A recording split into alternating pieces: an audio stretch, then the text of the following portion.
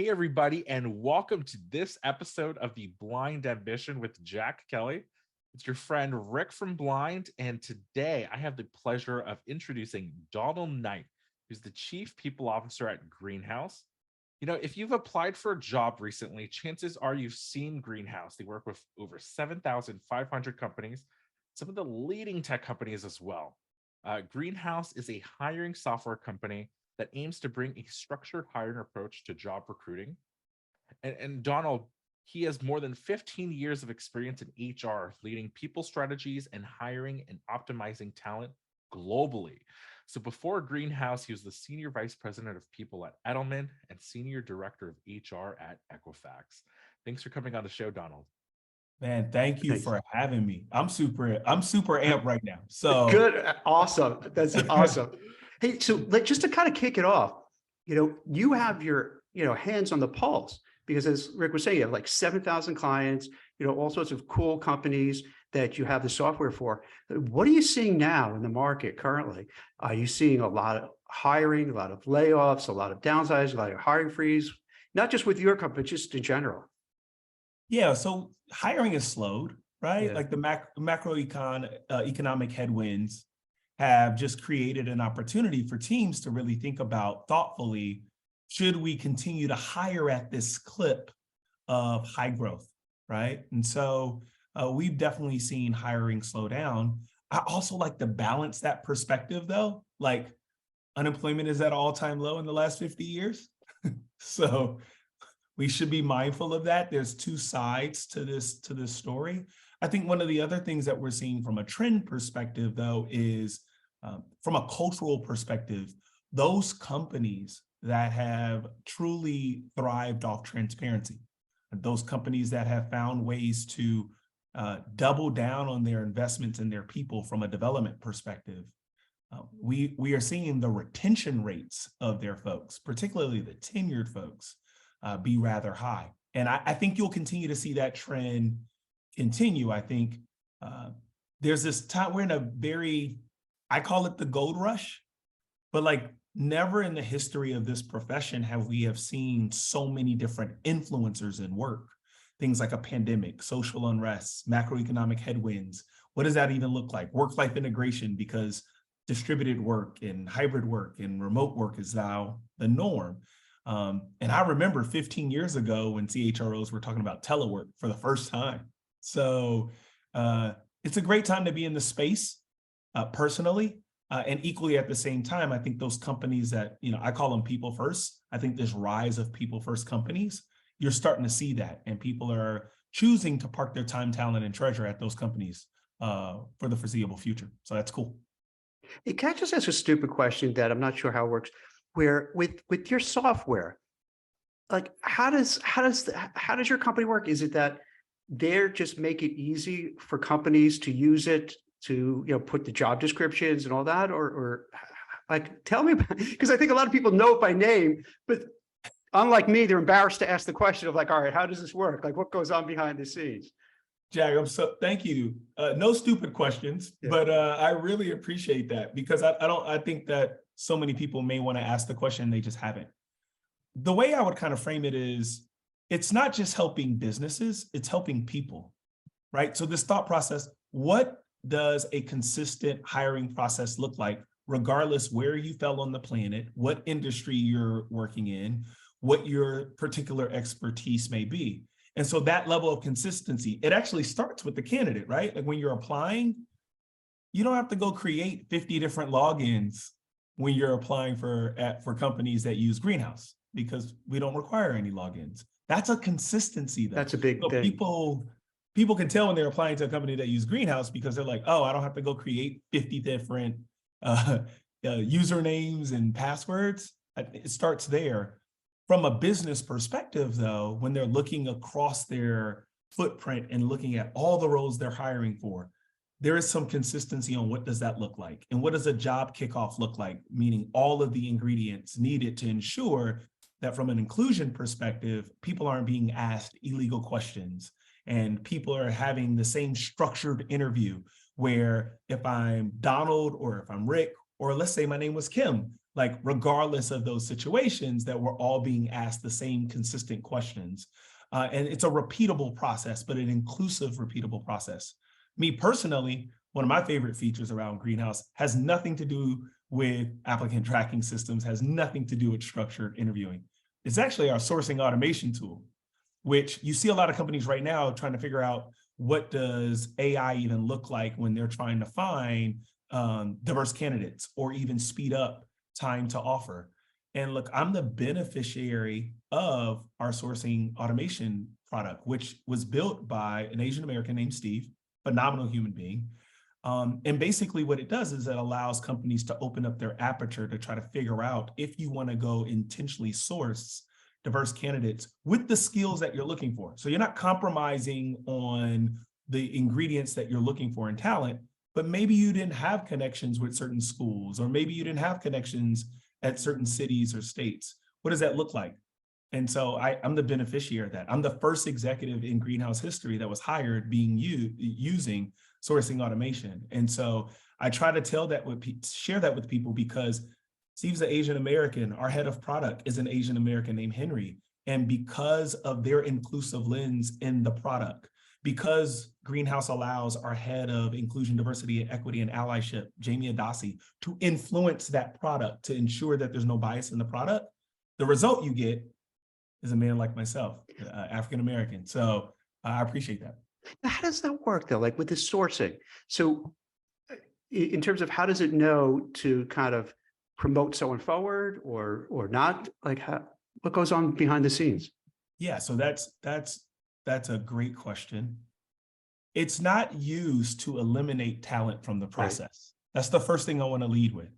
So many people are using AI to eliminate people from the hiring process. And that's where you start to see bias for Asian Americans or members of the LGBTQ plus community or African Americans. That's not what our tool does. So if you're looking for that tool, wrong place. What our tool does says, hey, if I want to go find diverse people in the space, what kind of organizations are they typically in? So like I'm part of Alpha Phi Alpha Fraternity Incorporated. It is the oldest fraternity for African American males in this country, founded in 1906 at Cornell University. That tool helps source people that may have that makes sense. Attribute. So in other words, what you're doing at Greenhouse is this: you're looking to say, okay, if we want to find, people like yourself, you're going to look at where would I find those people, right? So you would have, the technology that you're actually going to the places where you could find those people, like a Rick or Jack or Don or whoever, like who you're looking for. And conversely, it sounds like other ATS systems, maybe let's give them the benefit of doubt, maybe not purposefully, but just because the way it's built, maybe it disenfranchises other people or doesn't encourage people to apply or doesn't kind of seek out to find them. They just miss out on the opportunities. Absolutely. Even like time of day, we've seen this, right? Like, so if I'm a working mom, I may not work the same hours as a single male. And so the other thing that I like about sourcing automation is when you're setting up how the frequency in which you want to reach out to certain candidates. We have seen that in the data, some communities or some genders or some people may not, you may be reaching out to them at times where they're actually working. And so what I liked about it is when I received the email from Daniel, our CEO, I was actually at dinner with my wife. I thought it was a phishing attack. I was like, there's no way this guy knows my personal email. Like, there's no way.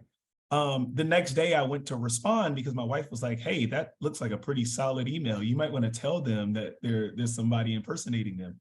And it was only then when I did my research that I found out that Daniel was the actual CEO of Greenhouse, and it was not a phishing attack. And so I'm thankful for sourcing automation though, because it got my attention because I was at dinner. Had he set up a frequency that was only like, let's say, 9 to 5, I would have been focused in my prior job. I might not have saw that email. Right. I might have overlooked it. And if he only reached out once because he wasn't being intentional in making sure he opened the aperture for inclusive communities, well, then I might have just missed out on the opportunity. And so that's where I really credit our software engineers, our head of product in developing a process that's not biased. It's not eliminating people in the hiring process, but it's trying to find ways to add more people, open that aperture for other talented people to be a part of new opportunities and new careers at new companies. That makes so much sense because as a recruiter and I've been doing it like 25 years, and one of the things that drive people crazy, and I'm on LinkedIn all the time, as you can imagine, because that's where I go to try to find talent. That the ATS systems are one of the things that drive people like just so crazy because they feel exactly what you're talking about. Hey, I just feel disenfranchised. Like, why are they not reaching out to me? How come I can't get past this? Like, what's going on? And then they start thinking there's what's lurking behind it? Why am I not getting there? But I guess all ATS systems are not the same. And then some are built, like, as you mentioned, to really enhance the experience, and others, maybe it's whatever. Yeah, I'm a huge fan of LinkedIn and the platform. Jack, I know you and I have interacted on the platform a couple times. The other thing is about that though, right? It's you look at your connections and LinkedIn will tell you when you're one person removed, two people removed, three people removed. In many cases, I don't question the intent of these other leaders that are trying to do inclusive hiring or open their aperture for different communities. What I question is the execution. If you're only looking at people that are already within your community on LinkedIn, you're going to be limited to the people that are in your circles, right? And so I think back a year ago, Jack, you and I weren't connected on LinkedIn. So if you were trying to find someone like me, you might not have been able to find them just simply based on the sphere of influence or your circle of folks that you're connected to. So that's another thing I like about sourcing automation. You don't have to be connected to people to go uncover where that talent is. And so just as a beneficiary, I will never stop singing the praises of tools like that. And I'm sure we're not the only one that has a tool like that, but I have found that they're few and far in between.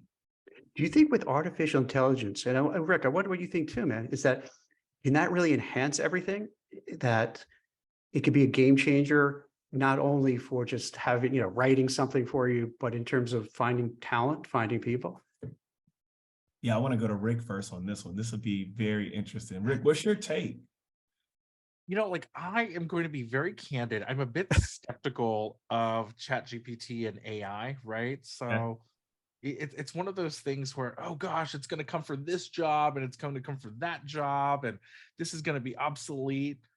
And the thing that I really kind of wonder aloud is, the same could have been said for computers, right? When computers became mainstream, they weren't like these big blocky things that took up entire rooms, right? They thought like, oh wow, like there's just going to be so many people that are not going to have a job anymore. But what's ended up happening is computers have become like a lifeline, right? They've kind of taken away or made our lives a bit easier in terms of like I can accomplish maybe higher order work or more inspiring or more influential, more impactful work, right? Because I don't have to spend time, using an adding machine, right?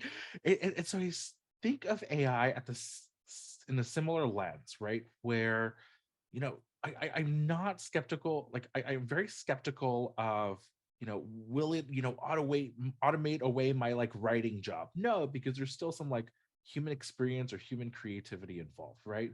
Will it replace software engineers that have to write a lot of code? No, right? Because there's some elegance or some creativity.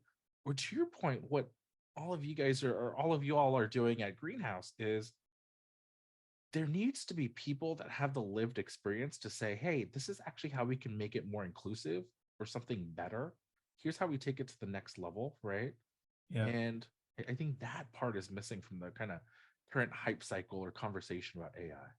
I agree with you on what's missing from the conversation. I kind of equate everything to like ice cream and water when I talk about AI. So I'll give you these two far-fetched examples.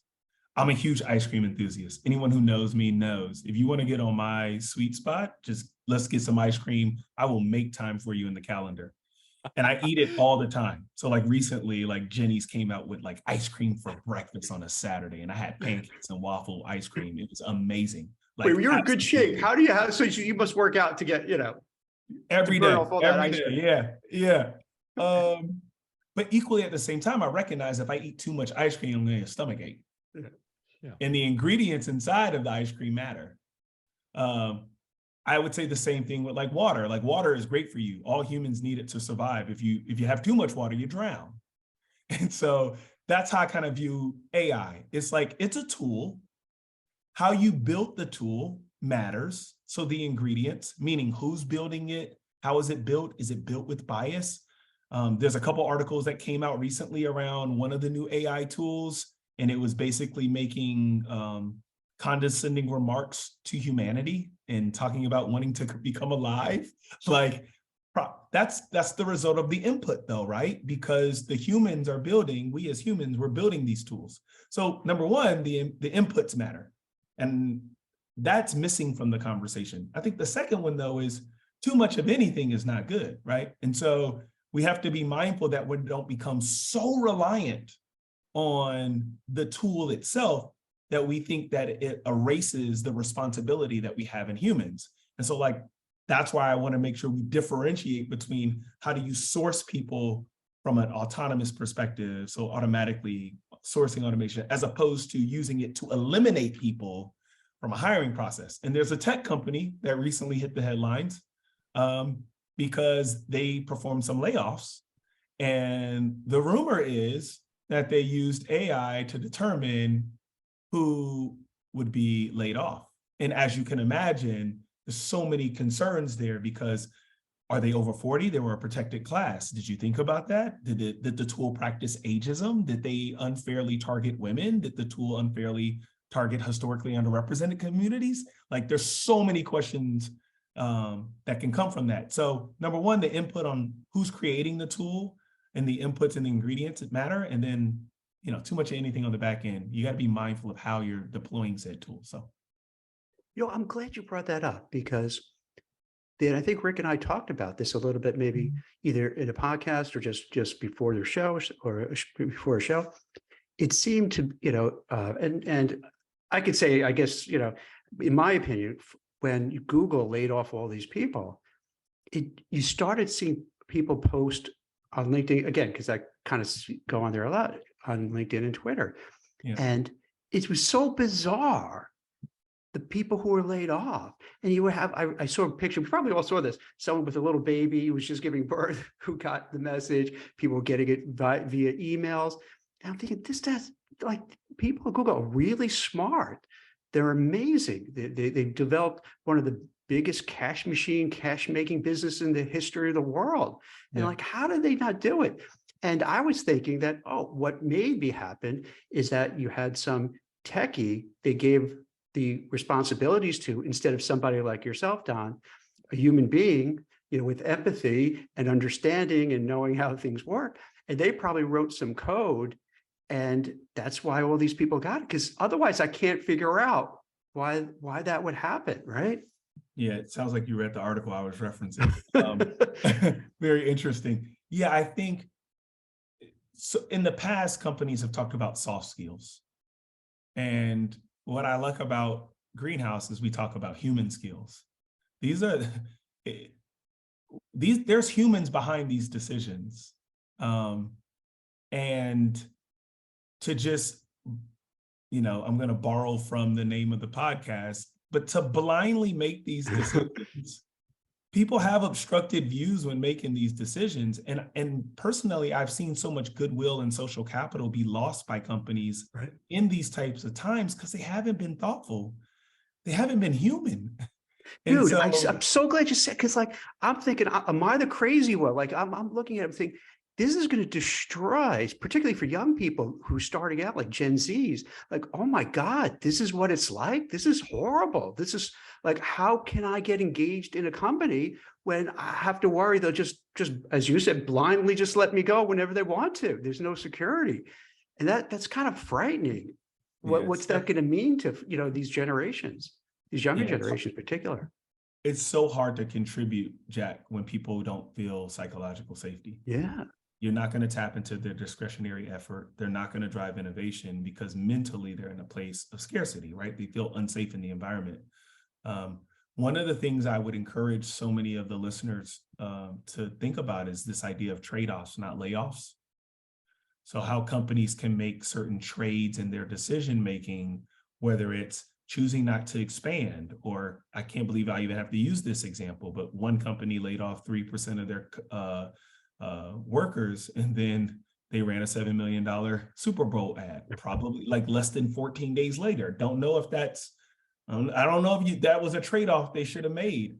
I see other companies like laying off 100% of their DE&I teams, but then their values say that they believe in inclusion and belonging. I'm like, make the actions match the words. And so I hope what happens is, whether it's AI, whether it's financial headwinds because of the macroeconomy, I hope leaders are bold enough to make the necessary trade-offs before getting there. I hope they have a layoff strategy. I hope they do a layoff equity analysis to figure out, are you actually laying people off equitably? Like, yeah, you might have cut 4% from the overall expense for your current employees, but like if 50% of them are women and the other 50% is made up of only historically underrepresented communities, probably not the best 4% to cut, buddy. Like, be mindful.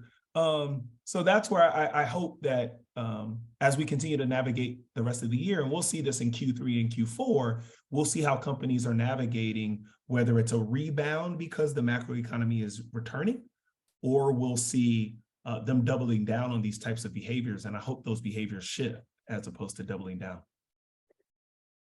Yeah, I definitely saw when all these layoffs are happening, DEI, recruiters, HR, talent acquisition, marketing, they seem to get a large share of the layoffs, right? Rick, have you noticed that too? I have, but what's really interesting is as some of these larger companies, especially these tech companies, we're seeing some, like on Blind, some senior folks getting laid off, right? Like it's the management, it's the directors, it's even some of the vice presidents that are being affected. And I wonder if part of the calculus might be, at a tech company, your total compensation at these roles might be $500,000 or more, right? And is that cost kind of the main driver of these layoffs? I can't say for sure. Yeah, I think it's a great call out. I think even if it is a financial exercise, being crystal clear on what the layoff strategy is helpful. That level of transparency, right? Like, so I know a leader that says whenever they go through these types of times, their layoff strategy is, number one, we retain top talent. Number two, we try to find efficiencies in the business. Number three, we look across the business and get rid of all the low performers. And then that last bucket, they call it regrettable turnover. These are the people you don't want to let go, but because of the first three buckets, we've already made those trade-offs. Now you might actually cut into the business differently, which is very different than just saying, I need to go cut $4 million of expense and go look at the most tenured people who are probably contributing to higher levels of compensation. So, I just hope companies are intentional. There's a couple companies out there I feel like have done this. They've taken what is a not so ideal situation, but they've navigated it through a people first lens. Most notably, I would say a Stripe. It was good to see their CEOs come out publicly and say, hey, like, we overhired and this falls on us.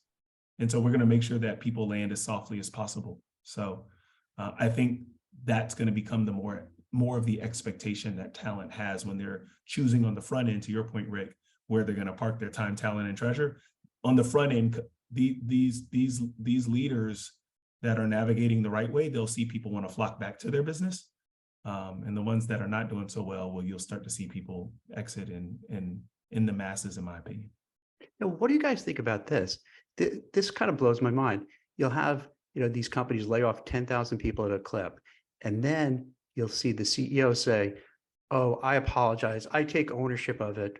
We aggressively hired too much, too fast, thinking it's going to always be this way. Sorry. And that's it. And like, there's no ramifications for them. Or even worse, they'll say, oh, we're going to take a cut in our compensation, right? And as Rick pointed out, in the tech side, the total comp is a lot in the stock. So, okay, you take a little bit hit on your base, but then they'll reward you later on with more stock. It's like, so why wouldn't, I'm curious because I've never really seen this. Why doesn't these companies say, hey, let's get rid of the people who made those dumb decisions and let them go? or at least claw back their pay or cut their pay or cut their bonuses, because they're the ones who made the decision that you had to lay off 10,000 people. So why should the workers always bear the brunt of it? And the people who made the bad decisions, just, it's okay. Yeah, I Am I, think am I just being a cranky old man saying that? Or is that like, it just seems I wrong? It would- seems wrong, doesn't it? Or am I too naive? no, I don't think you're being cranky. I think what you're hinting towards is the social contract between employees and employers are shifting. And this idea that employees will always have to bear the brunt of financial missteps or financial hard times, I think we see that shifting right now. Now, to that point, Rome wasn't built in a day. So I think it's going to take companies some time in some of these debacles to figure out what is the right way to address financial headwinds and how do you make sure you don't have these financial missteps. One form of that is temporary reductions in pay. It could be temporary reductions in stock. It could be terminations where you see leadership actually change. We've seen that.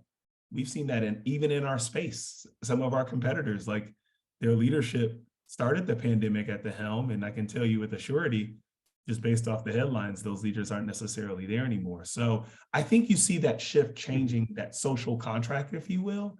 And I think those things will continue to evolve because now people have an expectation as employees that employers will navigate these things differently. So I think it's shifting. It might not be shifting as fast as you want it to, though, Jack. So Now, I want to ask for your advice, right? I'm curious to see what people can do, right? When they see the news headlines and it seems overwhelmingly negative. There's a hiring freeze, layoffs. I speak to reporters as my day job as a PR person, and they tell me, oh, a lot of these layoffs just aren't even news anymore because that's what everyone is doing, right? And so I wonder, if I'm entering the job market because I might be affected or I might look out for kind of the next best opportunity, um, what should they do? Like, how do they find the good employers out there? How do they even find the folks that are even hiring in the first place? yeah, that's a great question. I think, look, on a practical basis, the first thing I would tell them, human to human, is do yoga, because trying to relieve yourself of that stress and making sure that you fill your own cup, that would be my human to human recommendation.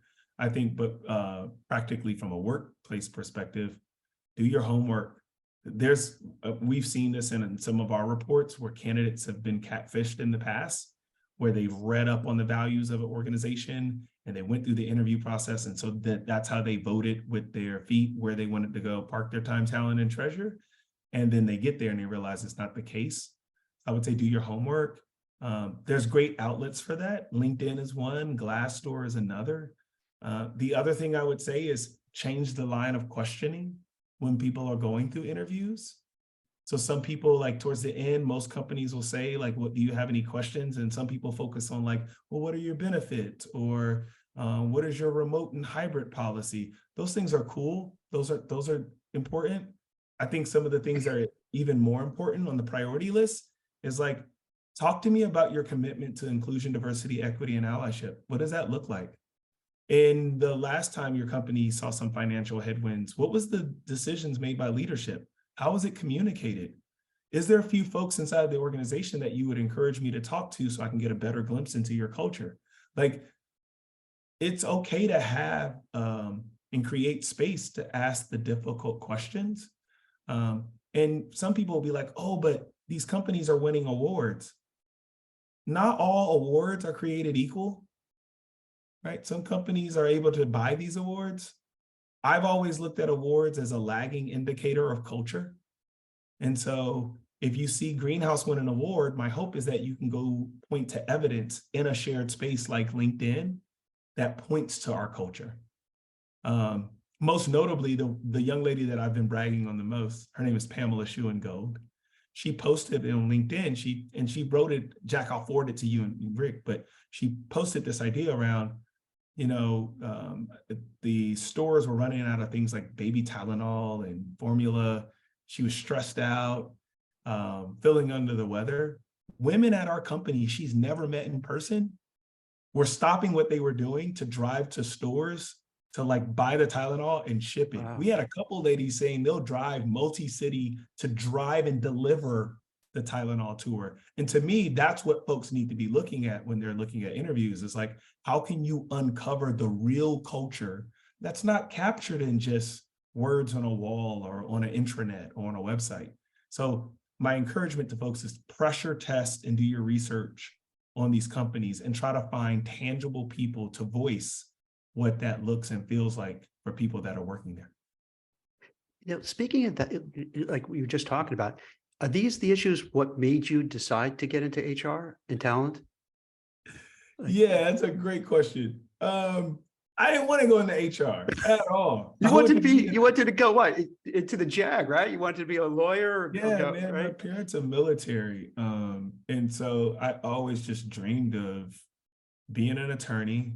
And the way I thought about doing it is being an officer, so a judge advocate general. And then doing my time, I didn't know if I was going to retire or not, but I went to, serve my country and then be a general counsel. And that's what I thought I was going to be.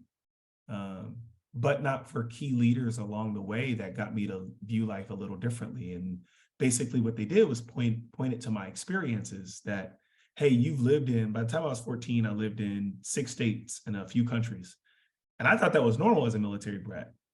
Only until my parents retired in Virginia that I realized, oh no, that's not normal. It's not the average American experience or African-American experience. And so having leaders tell me how I could use those experiences to unlock value for business through the lens of people, but not for them, I would not have went into the profession. And then later on, after grad school, I had a professor tell me, go get business experience, because all these HR types are saying they want a seat at the table, and the seat is not what's important. What's most important is the value you unlock when you're around that table. And if you understand the business, you can deliver value to the business.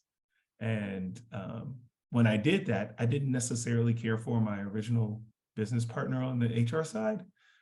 They just weren't as commercially focused as I needed them to be. And I felt like they served as a barrier to my success.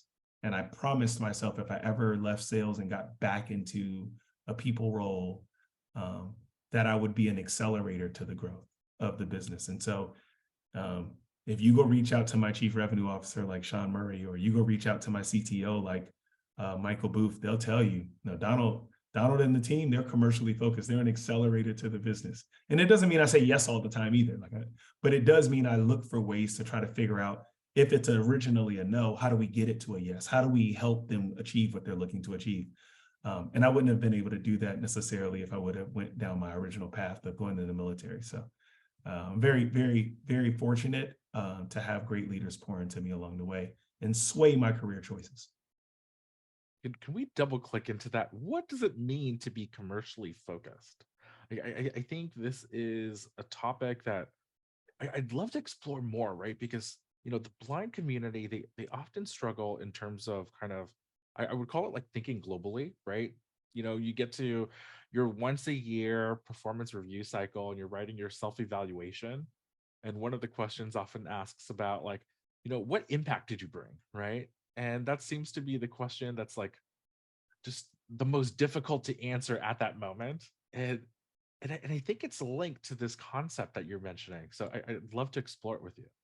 Yeah. I think it is difficult to answer that question at the end of the year because you're trying to remember all the things you did for the last 12 months, number one. And Right. to me, performance appraisals that are once or twice a year, in my personal opinion, that's compliance mentality. Mhm. That's, we need a document to be able to say, should I promote Rick or not promote Rick? Do we retain Jack? Do we not retain Jack?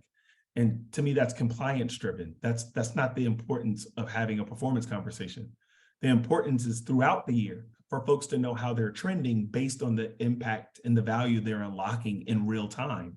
And if they're not doing that, leaders should be having those conversations in real time. The other thing about commercially focused, in my personal opinion, is thinking about how do you not be an impediment to the business? Like if the business says that they want to grow 40% year over year, that means you got to hire some people. Are you using the greatest tools needed to go find the folks that are going to go unlock that value for the business? If so, where are you meeting them? Because I subscribe to this idea that diversity of thought drives innovation, right? If diversity is driving the creativity that's driving the innovation is going to drive the revenue is going to drive the profit. So everything that I do, like when I'm talking to my talent planning and acquisition team, I'm telling them, no, planning is important, not just acquiring talent. How do you plan for it? The business says it wants to grow 40% year over year. They expect Q4 to be the highest growth for our revenue. How are you planning for that? Because Johnny may say that he needs to hire a director, but if we're developing that director internally, you're not hiring a director.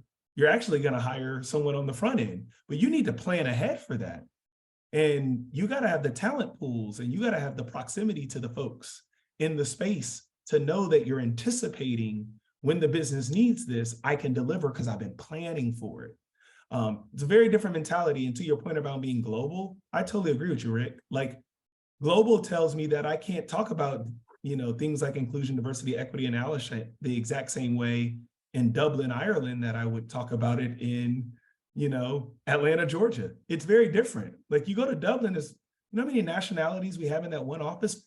14 plus. We had over 12 languages that are spoken by our employees in Dublin. So I can't go in there talking about, hey, did you see the recent police brutality? Like that's not going to resonate with them. Like I got to figure out how am I tailoring? I think Kim Blanchard calls it situational leadership. To me, that's commercially focused, is trying to figure out how do you have leadership that is applicable to those audiences? And how are you understanding their pain points? Because their pain points are very different than some of the other places in the world. So yeah, it's always through this lens of how can I be an accelerator to the growth? Like I want to be, if the business wants to grow, I want the people team to be the lighter fluid. Like we'll make sure the blaze is nice and scorching. Like we got your back. And so sometimes that means making sure that we keep them out of compliance issues, out of trouble. But often it's offering a different philosophy or perspective, because for them to unlock that value, it starts with their people. I think that makes a lot of sense, right? Because I think it's very easy, especially if you're at high performing individual contributor, to get really caught up in like, oh man, I feel like I'm in a flow state. Things are really kicking, right? Like I'm knocking out crazy code. I'm shipping out great product. I have these great taglines. My marketing campaigns are more efficient than ever, right? And people get caught up in the, okay, this is what I'm doing, but they don't take a step back and say like, oh, well, why am I doing this, right? Or why are these the goals that have been set out for me? Or why does the company, why does the CEO in the town hall say, oh, I want to grow by 40%? What does that actually mean, right? And they just keep chugging away. And I really appreciate that reminder of, wow, I need to have that kind of like second sense, or just that kind of empathy of understanding like how my work connects to others. I totally agree with you. Businesses have to do a better job mapping how everyone's contributions contributes to the overall success of the business. So that's why you see me give a shout out to Steve. He wasn't just coding. He was hiring the very first chief people officer in Greenhouse history. That's what he was doing when he was writing that code. Or like when Ariana, our head of talent planning and acquisition, she's not like just hiring people. No, if you map where those people have created impact, your decisions on the front end unlocked X million dollars of revenue, because that person that's an AE or a SDR or an account manager, they're responsible for that. This is what they created, and they wouldn't be here had you not done what you needed to do on the talent planning side. So I totally agree with you, Rick. We got to be able to map how everybody's efforts influences and impacts overall business success. And that's the lens in which we should be talking about it, which in my opinion is quite commercial. Yeah, I'd love to explore what happens when you feel like you're just chugging away and you feel like your work doesn't make an impact, or you feel like no one cares, or that you're not empowered to be able to drive the business forward. Like, do you have any kind of professional, personal advice for people who might feel like they're in that situation?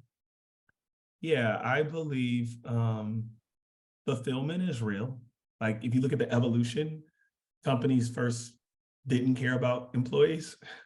And then they fast forward, they didn't. They were like, hiring was like a thing you did because of compliance. I needed somebody to go work the steel mill or to work the assembly line. And so I hired a human, but I didn't care how they felt about their job. They didn't like it, you fire them and get somebody else. That was a thing back then. And then what evolved was like employee satisfaction. And then it's like, oh, are they satisfied with their job? And if they're not, what can we do to make sure that we keep satisfaction rather high? Because that's where productivity happened. And then I've seen companies evolve to engagement. And it's like satisfaction is not enough. We want them to be engaged because the studies show the more engaged an employee is, the higher they're able to contribute from an impact perspective. You also have lower percentages of attrition, right? So if you have to hire less because you're retaining your talent, then you're spending, there's a financial impact. But I think companies now are really focused on fulfillment, right? Like, is Jack fulfilled in his role? And if he's not, why? Why is he not fulfilled? Is he not fulfilled because he has the wrong leader? Is he not fulfilled because he doesn't know how his efforts every day contribute to the success of the business? Is he not fulfilled because the company is not growing him and we don't have an individual development plan for him and we're not putting him in situations where he can gain additional exposure and see how he can grow in his career trajectory? What are the things preventing him from being fulfilled? Because if he's not fulfilled, he's not tapping into his discretionary effort. And if he's not tapping into his discretionary effort, he's probably not fulfilling his full potential, which means the company is sitting on value. It's unlocked value. It's just sitting there. And so my recommendation to businesses is it starts on the front end. I can tell which companies focus on the fulfillment of their employees based on the way that they hire. Like, how intentional are you when it comes to bringing people to the organization? What first impression do you want to make? How do you make sure that they're getting a myriad of voices so they can truly make an informed decision if they want to come spend their time at a company? How do you make sure after they join and they sign their offer letter that the first impressions from an onboarding perspective are consistent regardless of where they sit in the country? Those things to me are connected, like the candidate experience and the employee experience, they're all linked. And that through line for me, what I have found is the more you invest on the front end, very similar to early childhood education. We've seen studies on that. If you invest in children early on, they turn out to be better adults. Who knew? What a novel idea. The same thing is for businesses. So I hope more companies will continue to do that, where they invest more in the candidate experience. And then that through line will continue to see them make even more investments to help people be fulfilled from a people experience. Right. I wonder, what can an individual do? If you're an employee and you don't feel like you are fulfilled at work, what can they do? There's a number of things I think they could do. I'll give you 3 practical ones. The first one I would say is speak up. So often when folks feel some type of way, leaders don't know. And in my opinion, it's unfair to hold leaders accountable for things they don't know. They can only create change if they know things need to change. So after you speak up, monitor if things actually change. Monitor if anybody takes that feedback and they action on it. If a company does not action on your feedback, that tells you a lot about the company.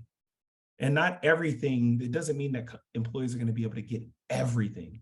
It does mean, though, if you don't get something, your leadership should lead with transparency on why they made that decision and how they reached that decision, that transparency.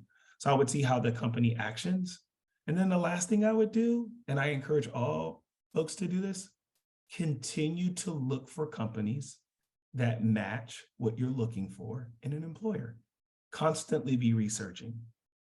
I know there's people right now that I've seen reach out to me. They're like, oh my goodness, I'd love to come to Greenhouse. And I'm like, yeah, we're not hiring for your role specifically, but here's a suite of like 30 companies that if you like our culture, you'll like their culture too, because they're a people first company. And if you want me to connect and be a bridge for you, I will do that. I will tell you, here's their CPO. I will send that intro email. I'm happy to do it. So constantly be researching. I'm constantly researching which companies are out there because I want to have other companies that I can tell these amazing talent to go join. Like Greenhouse can't employ the entire world.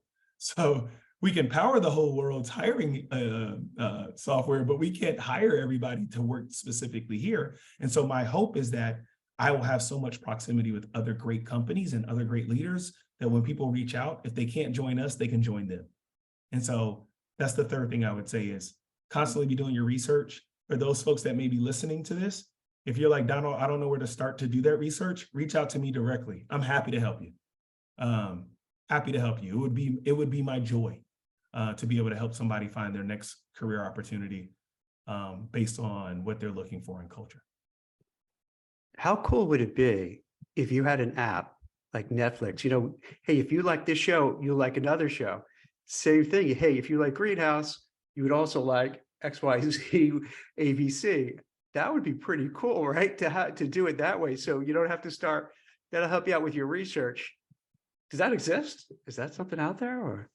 It doesn't exist today, but I am refreshed to hear you say that. Right, that would be great. How cool would that? And then conversely, if you don't like this company, chances are here's other companies that's doing the same thing. Yeah. Don't go there. For instance, recently, you know, you had Howard Schultz from Starbucks, Bob Iger came back to Disney, Yep. You have Jamie Dimon, you have the guy from Morgan Stanley, and all of them pushing to get back into the office. Get like all of a sudden it's you're getting this like, nope, you know, we're the grown-ups are here and we're back in charge, and now you're getting back to the office. I don't care. And so like it would be good to know, like, oh, am I in one of those type of companies? Because that could be me next. And that's a green light that I should kind of go looking for another job because I'm, you know, I moved to the suburbs now and I don't want to go commuting back. Yeah. Can I say yes and on that? Yeah. Because you said two leaders that one of which I met, Howard Schultz. So Howard Schultz and I didn't know you were going to say this. This is great. Howard Schultz and I share the same birthday. He was born 33 years before me on the exact same day. And I got to meet him in person. And one of the things I will say about like leaders like him or like Bob Iger, who has a phenomenal book, The Ride of a Lifetime, I would say is I'm very slow to judge leaders whose default habits may not be applicable for this time period, but that's all they know. But when they were coming up, that's what led to their success. 100%. 100, because think about it. If you're somebody who's like 65 and you spent 40 years doing something one way, it's hard to change. It's hard to change 40 plus years of doing something. And think about it, whether, you know, you're a CEO or a big executive, right? You're used to coming to the office. Everybody's, yes, sir. Yes, ma'am. Hey, what can we do? They tell dumb jokes and you got to laugh at them. And they're, you know, you're the focal point of attention. Now, if it's all remote and you're home, if you're like me, your wife is saying, did you take out the garbage? Did you do this? Did you do that? It's like, that's not fun. I want to be in the office and I want to be in charge. So I think there's a lot to unpack. There's a lot of different things. Like you're saying, they're used to doing it a certain way and it's just hard to change. And I think I'm not even picking anyone particular, and I don't mean to say anything negative about, you know, any of those CEOs. It's just interesting how like, this is what it's hard to change these things. Absolutely. And that's what led to their success, right? So it's not just the fact that I've done it for 40 years, but for 40 years, it proved to be successful. Yeah. And so that's why they default to those. Exactly. behaviors. And so for me, I try to tell people, and this is my last tidbit for everybody, which is try to find ways to have inbound perspectives that are different than your own. I see this when you look at leadership teams where you see diversity, not just in gender, but in experiences, in age. That's where they're going to get that inbound leadership to be like, oh no, like Howard, they don't have to show up every day and they can still be super productive and be amazing people at the organization. So you have to find ways to surround them with that type of inbound leadership. And all of us will benefit from that. Like I benefit from finding out why some people want to go into the office, because for them, that's where the relationships were built. So a lot of the things that we roll out, we have a whole team focused on people experience. A lot of the people that help inform some of those things, they came from generations where that's where they built those relationships, bringing people together to develop interpersonal relationships. And so their thoughts and their default behaviors and perspectives are also super valuable.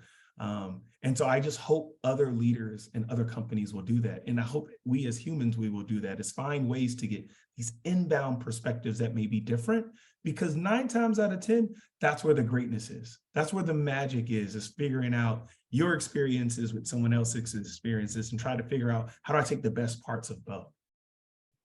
Hey, can I give another connection to Howard Schultz? Yeah, let's do it. So he grew up where I grew up. I mean, he's older than me, but I grew up in Canarsie, Brooklyn, which was a very working class neighborhood. Yeah. And Howard Schultz, as I understand, he grew up in the projects in a certain area where the people there didn't have money, didn't have much. So it's amazing, like, to come from an area where, I think, if I remember correctly, I think the story is like his dad was like, I'm probably wrong about this, was like a mailman and he broke his leg or back or whatever, and they didn't have any money. And he was like, hey, I'm going to pray, he promised himself he's going to make something of himself so that, he wouldn't have to ever worry about it. And so he came from a place, I could still visualize like the area there from really not much. And look at him now. It's just amazing. It's remarkable. It's one of the cool things about America, right? Where you could just, come from like nowhere and then just be super successful. Yeah, or at least there's enough stories or illustrations of that at least make it feel super tangible. And so often just thinking that something is tangible is motivation enough to actually pursue it. So yeah, man, that's awesome. I appreciate you sharing that experience, Donald. I really want to thank you for your time on the show.